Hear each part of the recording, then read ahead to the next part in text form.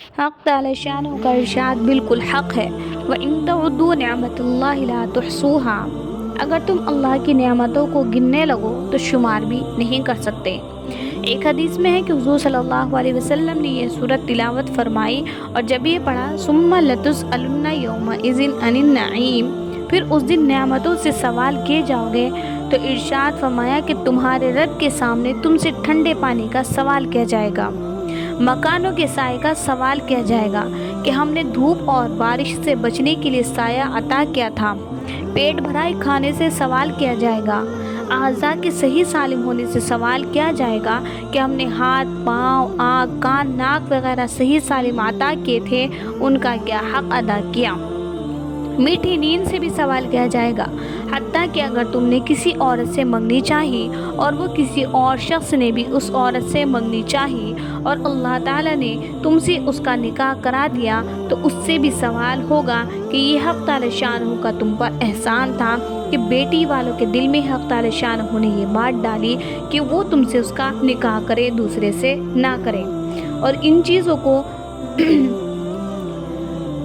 غور کرنے سے آدمی اندازہ کر سکتا ہے کہ اس پر ہر وقت حق تعالی شانہ کے کس قدر احسانات ہیں۔ ان چیزوں میں غریب امیر سبھی شریک ہیں۔ کون شخص غریب سے غریب، فقیر سے فقیر ایسا ہے جس پر ہر وقت اللہ تعالی شانہ کے بے انتہا انعامات نہ برستے ہوں۔ ایک صحت اور اعضاء کی تندرستی ہی ایسی چیز ہے اور اس سے بڑھ کر ہر وقت سانس کا آتے رہنا ہی ایک ایسی نعمت ہے جو ہر وقت ہر زندے کو میسر ہے۔ ایک حدیث میں ہے کہ جب یہ سورت نازل ہوئی تو بعض صحابہ نے عرض کیا، یا رسول اللہ، کون سی نعمتوں میں ہم ہیں جو کہ روٹی وہ بھی آدھی بھوک ملتی ہے، پیٹ بھر کر بھی نہیں ملتی؟ تو اللہ تعالیٰ نے وحی بھیجی کہ آپ ان سے فرمائیے، کیا تم جوتا نہیں پہنتے، ٹھنڈا پانی نہیں پیتے؟ یہ بھی اللہ تعالیٰ کی نعمتوں میں سے ہیں۔ ایک اور حدیث میں ہے کہ قیامت کے دن سب سے پہلے جن نعمتوں کا سوال ہوگا وہ بدن کی صحت اور ٹھنڈا پانی ہے۔ ایک حدیث میں ہے کہ جن نعمتوں کا سوال ہوگا وہ روٹی کا ٹکڑا ہے جس کو کھائے، اور وہ پانی جس سے پیاس بجھائے، اور وہ کپڑے کا ٹکڑا ہے جس سے بدن چھپائے۔ ایک اور حدیث میں ہے کہ ایک مرتبہ سخت دھوپ میں حضرت ابوبکر صدیق رضی اللہ عنہ مسجد نبوی میں تشریف لے گئے۔ حضرت عمر رضی اللہ عنہ کو خبر ہوئی، وہ بھی اپنے گھر سے تشریف لائے اور حضرت ابوبکر رضی اللہ عنہ سے پوچھا کہ اس وقت کیسے آنا ہوا؟ انہوں نے فرمایا کہ بھوک کی شدت نے مجبور کیا۔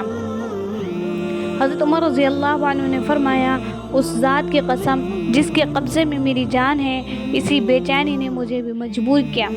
یہ دونوں اسی حال میں تھے کہ حضور صلی اللہ علیہ وسلم اپنے دولت قدر سے تشریف لائے اور ان سے دریافت کیا، تم اس وقت کہاں سے آئے ہو؟ انہوں نے عرض کیا کہ حضور صلی اللہ علیہ وسلم بھوک کی شدت نے مجبور کیا۔ حضور صلی اللہ علیہ وسلم نے فرمایا، اسی مجبوری سے میں بھی آیا ہوں۔ یہ تینوں حضرات اٹھ کر حضرت ابو ایوب رضی اللہ عنہ کے مکان پر تشریف لے گئے۔ وہ خود تو موجود نہیں تھے، ان کی اہلیہ نے بہت خوشی کا اظہار کیا۔ حضور صلی اللہ علیہ وسلم نے دریافت فرمایا کہ ابو ایوب کہاں ہیں؟ بیوی نے عرض کیا کہ حضور صلی اللہ علیہ وسلم ابھی آتے ہیں۔ اتنے میں ابو ایوب رضی اللہ عنہ آ گئے اور جلدی سے کھجور کا ایک خوشہ توڑ کر لائے۔ حضور صلی اللہ علیہ وسلم نے فرمایا، سارا خوشہ کیوں توڑ لیا؟ اس میں پکی کیوں نہ چھانٹ لی؟ انہوں نے عرض کیا، حضرت اس خیال سے توڑ لیا کہ پکی اور ادھ کچری خشک وتر ہر قسم کے سامنے ہو جائیں، جس کی رغبت ہو۔ ان حضرات نے ہر قسم کی کھجوریں اس خوشے میں سے نوش فرمائی۔ اتنی دیر میں حضرت ابو ایوب رضی اللہ عنہ نے ایک بکری کا بچہ ذبح کر کے جلدی سے کچھ حصہ آگ پر بھونا، کچھ ہانڈی میں پکایا اور ان حضرات کے سامنے لا کر رکھا۔ حضور صلی اللہ علیہ وسلم نے ذرا سا گوشت ایک روٹی میں لپیٹ کر ابو ایوب رضی اللہ عنہ کو دیا کہ یہ فاطمہ کو دے آؤ، اس نے بھی کئی دن سے ایسی کوئی چیز نہیں کھائی، وہ جلدی سے دے آئیں۔ ان حضرات نے گوشت روٹی کھایا۔